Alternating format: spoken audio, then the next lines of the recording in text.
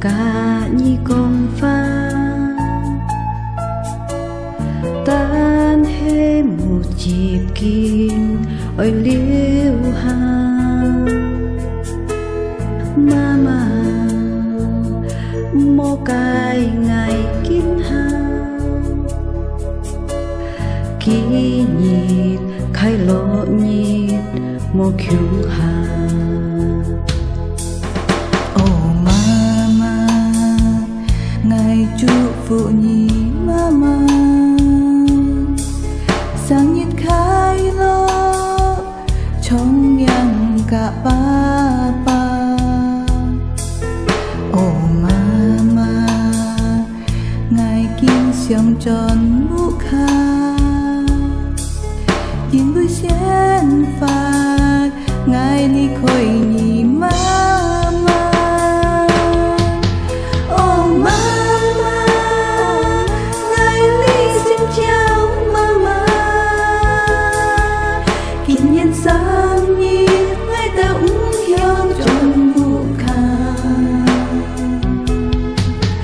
Oh mama si tâm xin ngài theo xa đi kinh nay thay có xa với theo cô tan xa.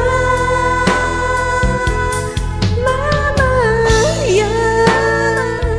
ơi cha cô xin thì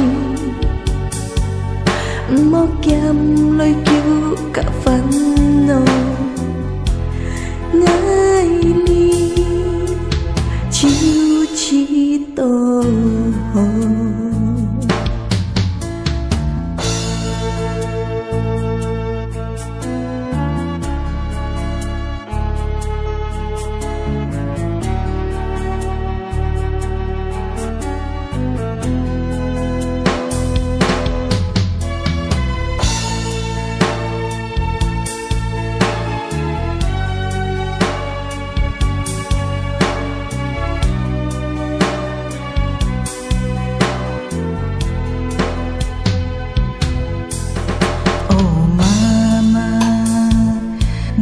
Chúc phụ nhi mama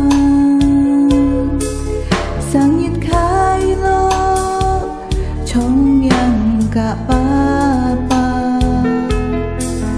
Oh mama ngày kim xiong tròn mũ kha tin vui sen phạt ngày đi khôi nhị mama. Oh mama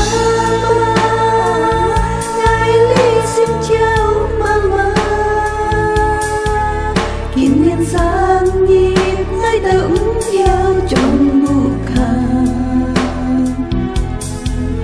Oh mama xin tâm xin ngài theo xa đi kinh ngài thay có xa bởi cho cô tan xa. Mama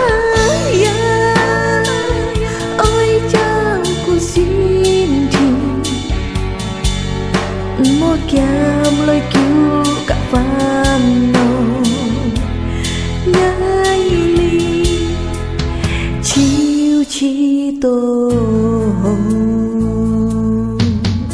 Oh mama nhén nhong ngài ô khi chiêu cho tô phạm song ca.